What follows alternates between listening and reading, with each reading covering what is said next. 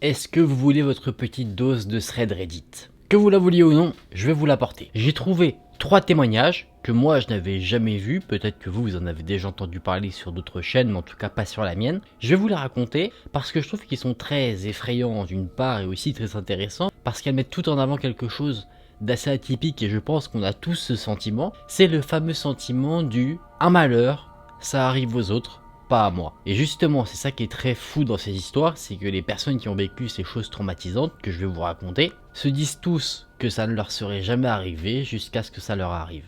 Donc les amis, si la vidéo vous plaît, n'hésitez pas à liker la vidéo, n'hésitez pas également à vous abonner à la chaîne. Et nous on est parti pour se plonger dans ces threads Reddit qui ne vont pas nous mettre bien du tout.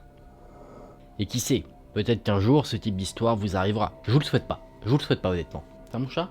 Tu me laisses faire la vidéo? Dans cette première histoire, on va voir le témoignage de Rebecca. Rebecca vivait dans une petite ville côtière, qui était très peu animée pendant toute l'année, sauf pendant l'été où là, ça devenait plutôt touristique et du coup il y avait du monde. L'histoire ne se passe pas pendant cette période-là, elle se passe pendant la période un peu creuse où il n'y a pas grand monde. Elle vit pas dans la ville en elle-même, elle vit dans un coin un peu reculé, assez à l'écart, et d'ailleurs elle nous dit que pour se rendre chez elle, il faut prendre une route qui se termine par rien du tout, c'est une route qui est une impasse en soi, une longue impasse si on veut, et en gros, voilà comment ça se passe. Tu prends cette route, à un moment donné tu vas avoir des boîtes aux lettres, les boîtes aux lettres des maisons qui se trouvent plus loin, ensuite il y a un bout de trajet où il n'y a rien du tout, à part des arbres, et après tu as quelques maisons, dont la fameuse maison de Rebecca.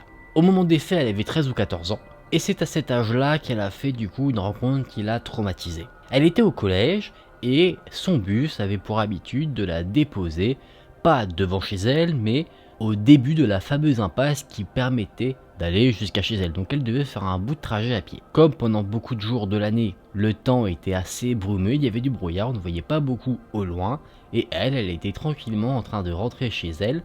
Elle marchait dans le sens inverse à la circulation, c'était quelque chose que sa mère lui avait imposé pour être sûre de voir toujours les voitures arriver quand elle était à pied pour pas se faire percuter malencontreusement. Elle est donc sur le trajet et là, elle entend un son. Le son d'un véhicule qui semble se rapprocher d'elle au loin. Dans un premier temps, elle ne le voit pas, mais au fur et à mesure du temps, elle l'aperçoit. Pas directement, elle aperçoit d'abord ses phares qui se voient un peu au travers du brouillard. Le temps passe encore un petit peu et elle se rend compte que c'est une petite fourgonnette qui roule à une allure très basse, bien plus bas que la limite autorisée. La limite était de 70 km/h et la fourgonnette devait rouler à peine 5 km/h, donc vraiment elle roulait au ralenti. Rebecca se dit que c'est peut-être quelqu'un qui est un peu perdu, qui ne sait pas où il va, et elle remarque que cette fourgonnette ralentit encore un peu plus elle s'approche de Rebecca. Donc Rebecca, naturellement, ou peut-être pas, je ne sais pas, elle se dit peut-être que c'est quelqu'un qui va me demander quelque chose. Rebecca continue son trajet, du coup elle se retrouve juste à côté de la fameuse fourgonnette. La fourgonnette s'arrête et la fenêtre de côté passager s'ouvre. Rebecca s'en approche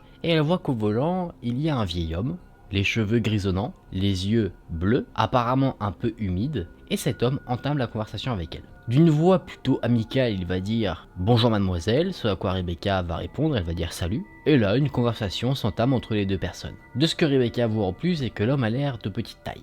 Juste à côté de l'homme, sur le siège passager, il y a un petit chien au poil blanc qui semble plutôt très gentil. Mais il y a quelque chose qui va interpeller la jeune Rebecca. C'est que l'homme, pendant qu'il parle, il a un langage corporel. Il bouge la main par exemple, et elle se rend compte que le chien, à chaque fois que l'homme bouge la main, semble un peu apeuré. Il recule un petit peu, comme s'il avait peur potentiellement de se faire frapper. Autre aspect étrange de la part de cet homme, c'est que d'un côté il parle avec sa main, mais son autre main, il la laisse bloquée entre le siège du côté conducteur et le siège du côté passager. Rebecca a juste pu voir qu'il y avait quelque chose qui semblait comme métallique entre les deux sièges. La conversation se termine et l'homme repart tranquillement et rien ne se passe. Rebecca se dit à ce moment-là que c'est peut-être le parent de quelqu'un qui cherchait quelque chose et qui ne l'a pas trouvé ici. Pendant quelques temps, cette situation lui trotte dans la tête, elle se pose pas mal de questions, des questions qui la dérangent, mais au bout d'un moment, elle y pense plus. Elle voit ça comme une simple petite rencontre qu'elle a fait au cours de sa vie. Et c'est une semaine plus tard, un peu dans les mêmes circonstances, elle rentrait de l'école sur le fameux trajet, qu'elle entend un son familier.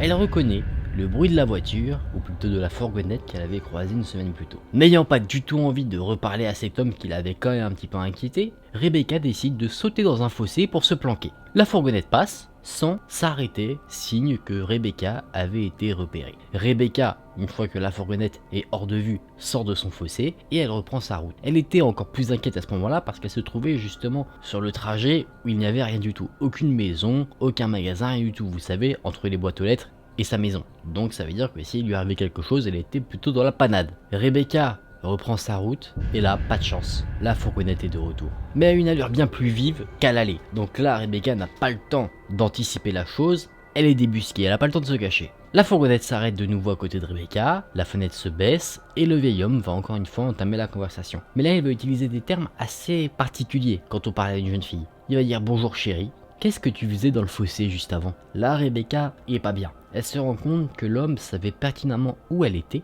et que du coup elle n'était pas forcément très bien cachée. Elle essaye de sortir une petite pirouette, elle dit qu'elle avait vu un chat qui avait attiré son attention et qu'elle essayait de le voir. Et là l'homme va rétorquer: ah, tu aimes bien les animaux chérie? Tu peux venir sur la banquette arrière pour jouer avec mon chien.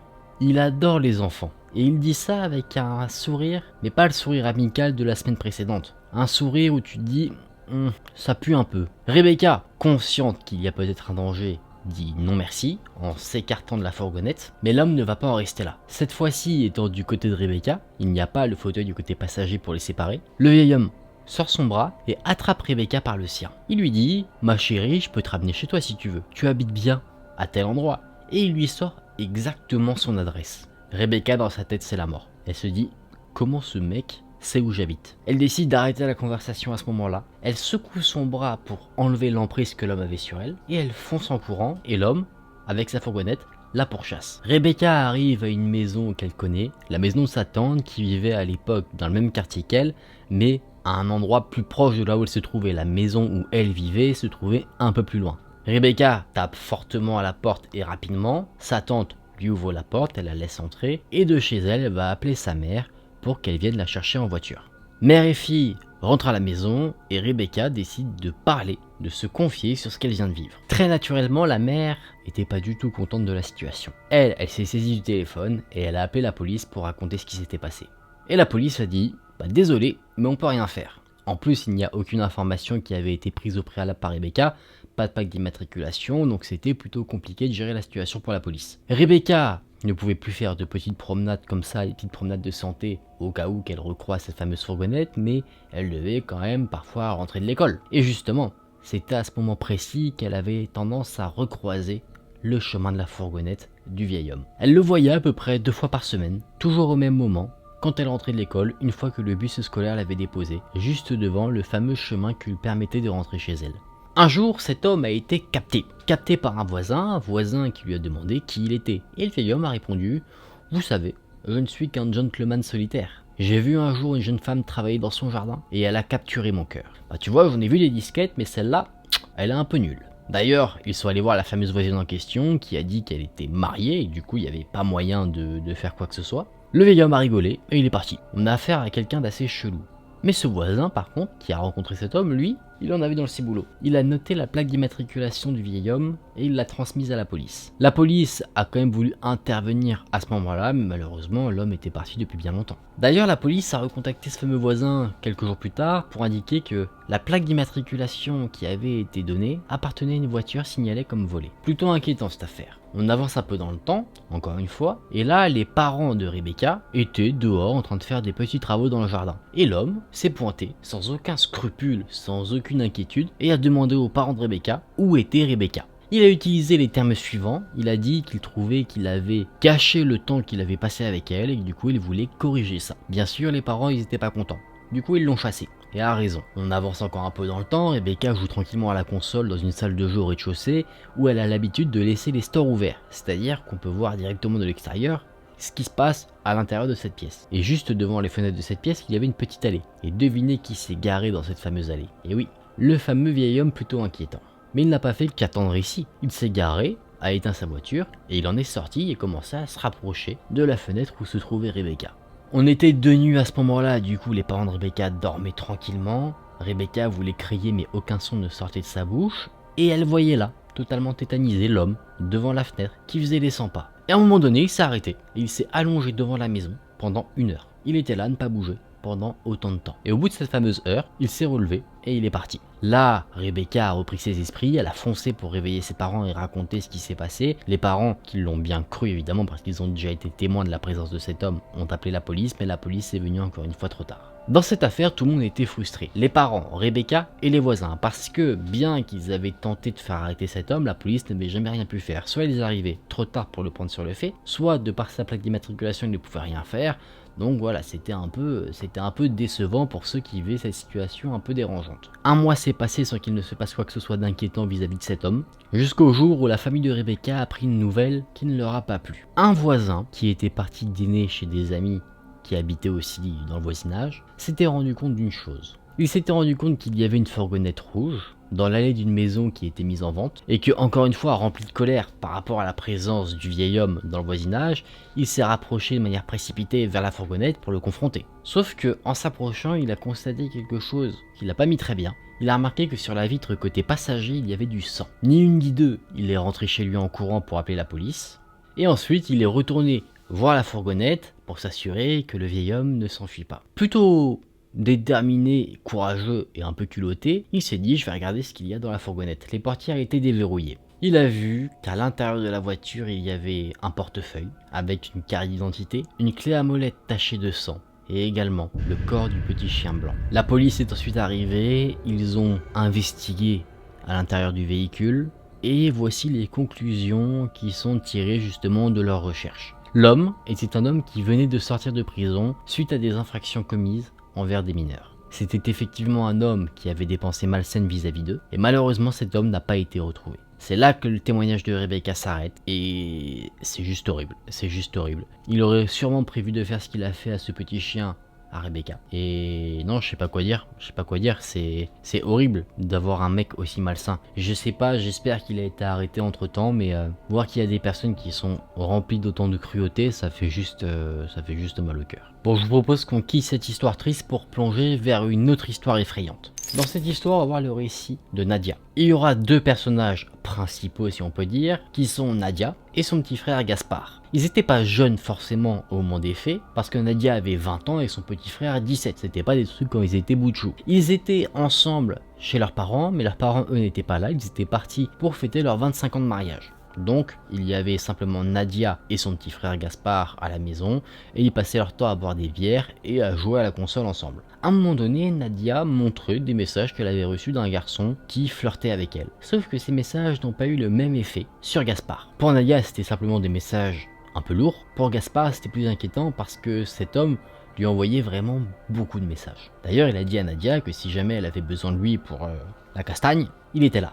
Et si jamais un jour il y avait le moindre problème, elle avait juste besoin d'envoyer help en anglais par SMS et il débarquerait illico presto. Nadia se dit qu'il est sûrement un peu trop paranoïaque, mais elle avait sûrement tort par rapport à la suite des événements. 2 jours après cette conversation, alors que Gaspard était chez sa petite amie, donc Nadia se retrouvait totalement seule chez elle vu que ses parents n'étaient pas là, Nadia fait peut-être une erreur, elle dit sur Facebook en statut qu'elle est seule chez elle. Et à peu près 10 secondes après avoir posté ce statut, elle reçoit un message de la fameuse personne qui essayait de flirter avec elle. Cette personne, qu'on va appeler Tim, disait qu'il pouvait être chez Nadia en 5 minutes et que ça lui ferait très plaisir de passer un peu de temps avec elle. Nadia lui dit que non, ça va aller, y a pas de souci, sauf que le fameux Tim dit « Ah maintenant c'est trop tard, je suis en route, je vais arriver ». Il ajoute également qu'il a prévu quelque chose de spécial pour la soirée. Nadia rétorque qu'elle n'est pas intéressée, et là le jeune garçon, Tim, répond « Trop tard, je suis là ». Nadia, elle sent pas trop le truc. Elle va à sa porte d'entrée, elle l'ouvre, et effectivement elle le voit, devant sa porte, avec entre les mains une bouteille de vin rouge. La bouteille était ouverte, mais elle n'avait pas été vidée. Le jeune homme assez persuasif arrive à convaincre Nadia de le laisser rentrer dans la maison. Et une fois à l'intérieur, il prépare la petite soirée. Il prépare 2 verres de vin, mais Nadia ne boit pas une seule gorgée du verre qui lui a été servi pour la simple et bonne raison qu'elle a remarqué que lui n'en buvait pas une goutte. Peut-être que ce jeune garçon, Tim, avait mis quelque chose dans la boisson, sachant que la bouteille était déjà ouverte. En plus de ça, Tim n'arrêtait pas d'insister pour que Nadia consomme sa boisson. À un moment donné, Nadia a réussi à esquiver un petit peu la situation en se disant « Attends-moi là, je vais dans la salle de bain ». Elle part avec son téléphone portable et elle envoie un message à son frère, un message d'aide. En revenant, Nadia constate que Tim a radicalement changé de comportement. Il avait l'air assez attentionné, un peu comme s'il était amoureux, et là il s'est levé et il a l'air plutôt furieux. Il marmonne quelque chose que Nadia n'arrive pas à comprendre, et il se rapproche d'elle avec des yeux qui ressemblent à ceux d'une bête féroce. Nadia est prise de court, elle sait pas comment réagir, elle est tétanisée, elle voudrait se battre et crier mais elle n'arrive tout simplement pas à bouger, elle est surprise par la situation, pas dans le bon sens du terme, et là Tim plaque Nadia au sol et il se met sur elle. Toujours choquée, Nadia n'arrive pas à bouger, elle se dit il va abuser de moi. Du coup elle ferme les yeux et elle se dit je vais pas y couper, c'est ce qui va se passer. Et là, le miracle, la porte d'entrée s'ouvre. C'est Gaspard, le frère de Nadia, qui est rentré en trombe pour défendre sa sœur. En rentrant dans la maison, il crie le nom de Nadia, ce qui fait que Tim, choqué, il s'attendait pas à ce que Gaspard arrive comme ça, se relève brusquement. Et Gaspard, il bastonne littéralement Tim. Et Nadia est encore un peu choquée de cet événement. Elle est choquée totalement par l'ensemble de la situation, mais il y a un truc qui l'a choquée un peu différemment parce qu'elle n'avait jamais vu son frère comme ça, c'est que son frère va dire quelque chose pour intimider Tim. Il va dire si tu lui envoies encore un SMS, je te ferai du mal. Si tu la regardes, je te ferai du mal. Si tu la touches, je te tue. Après cela, Gaspard a traîné Tim en dehors de la maison, il l'a jeté dehors. Tim n'a plus jamais montré de signe de vie à Nadia.